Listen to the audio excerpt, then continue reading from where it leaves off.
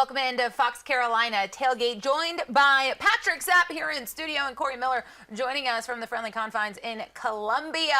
Great to see you guys both. We have a lot to talk about this week, and I think it's only fair that we start off with that South Carolina game. What really, in my opinion, should have been a win in Athens for the Gamecocks, and I think it was all on missed opportunities for South Carolina. They themselves have told you repeatedly from the moment that game ended, and you could see it written all over Shane Beamer's face, through their weekly availability this week, they shot themselves in the foot and didn't capitalize on, and here's the extra caveat, on Georgia not playing very well that day. Yeah, and I think you make a great point. South Carolina, we talked about it in the last show, opportunity, right? Have a chance to go into Athens, win a game. You caught a Georgia team that did not play well. You had opportunity to make some plays in the game. You did not get it done. What a wasted opportunity. But the question is, and I think you made the statement a few minutes ago, is that was it because South Carolina's that great of a team, or did Georgia just play a bad game? And so in my opinion, Georgia did not play up to par to what they were capable of playing.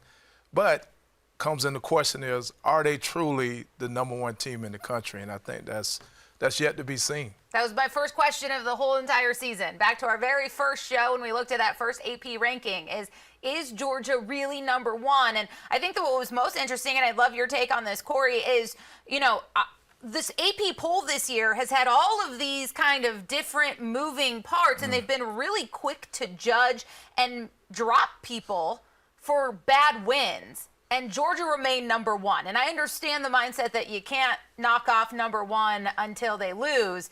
But I felt like the AP voting has been really quick to judge throughout this season. And this is a totally different instance in that, where they only won by 10 to an unranked South Carolina, and they remain #1. Corey? Well, listen, I mean, you guys are already sitting there because I'm not at the desk making excuses, and I know what you're saying because you worry about Clemson, they lost, and why they're not ranked, and Alabama struggled and lost, and they're still in the top 15. Georgia doesn't look like the #1 team against an unranked South Carolina, but yet they're still #1. Listen, guys, I told you from the beginning of the year that these polls don't matter. They don't matter. And so it'll all play itself out. Okay, but Corey, no, stop. You can't say that the polls don't matter. And I agree. I think polls are crazy. I'm not a fan of them. I think that they're arbitrary. And the AP poll is a little bit of a different case, though, and who gets to vote on that. But you also can't say, has a team ever in the college football playoff era been 11 on a poll and ended up in the college football playoff? No, because these polls, they come from that top spot. And so you can't tell me that the committee doesn't look at these polls and take them into consideration on some scale. No doubt about that. Well, they got a model that they got to follow. I understand that. Yeah, sure, they follow the model. When the committee, people drive the speed limit too, Corey. Right, they're gonna look at the strength of record, and they're gonna figure it out. It doesn't matter. Clemson lost to Duke, an unranked team that nobody thought nothing about. Okay. Right, and they lost by 21 points. It wasn't just like a late kick, you know, a game thriller. 21, touchdowns. I'm not talking about Clemson and Duke right now. Corey, did Georgia deserve to fall from #1 for their loss to South Carolina? No. Why not? No. Why not? They beat South Carolina. It's an SEC opponent. It's a game that South Carolina had won there between the hedges. South Carolina played a phenomenal football game in the first half. They're not a terrible team. They're not. I mean, South Carolina is a decent football team. They're not great, but they went down there and played a great first half and then played so well in the second half. Give them that credit. Don't be like Patrick. Oh, no. I'm not saying. Why don't you say that South Carolina has something to do with Georgia not playing well in the first half? You know, so that's the reality. Georgia didn't play well in the second half either, though. Georgia didn't go lights out in the second half. Every championship team has had battles and struggles that hoisted the Dr. Pepper Trophy at the end of the year. So then, hold on, Corey. So then, why does Florida State fall a spot for losing to Boston College? Right, and that's because Boston College is not South Carolina. Boston College, nobody thought nothing about either. They went up there and struggled. So listen. But nobody thought anything about South Carolina because South Carolina isn't ranked either. They're not receiving votes. it's a lack of respect for your Atlantic Cupcake Conference. And there if it you is. Want to know So the truth. every It's a lack of SEC respect. school, unranked and ranked, is better than all the ACC schools. Is that what you're telling me? Every one of them's better. Every one of them's better. What? And all y'all want to do is So carry a flag. again, for we Florida talk about State. who's leading in head-to-head wins so far this season. About that don't ACC matter or because SEC? that's Yes, it about those does. games I mean, that people don't even has to care matter. about. It totally matters. Let me That's ask you this. head-to-head opponent. Let me ask you this.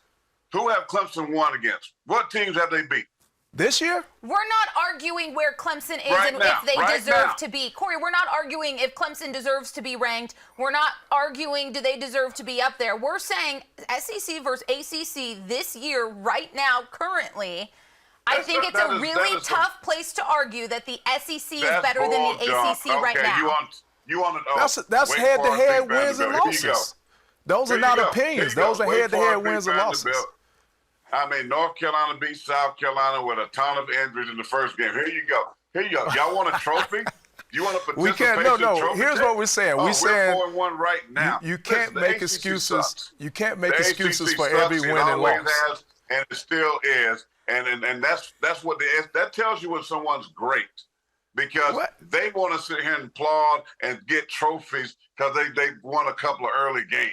I mean, No. We're not talking about that. The SEC. Here's what I say. That's why there's a logo that says we're talking it about. just means more. We're talking about ranking. Yeah, that's called marketing. Waving a flag and towel about beating. We're talking about rankings, right? We're talking about the AP polls, and Nobody cares about beating Clemson or the little ACC team. Nobody's talking about Clemson but you. I haven't mentioned Clemson one time Neither yet. of us have brought up Clemson. You will know when I mention Clemson. But I would say this is that the AP polls absolutely mean something. The problem is in the beginning of the season, with the transfer portal, you're going to have some wins and losses that you can't react to, in my opinion, the way that they react so far this season. That's my point about it. But, of course, the polls mean everything.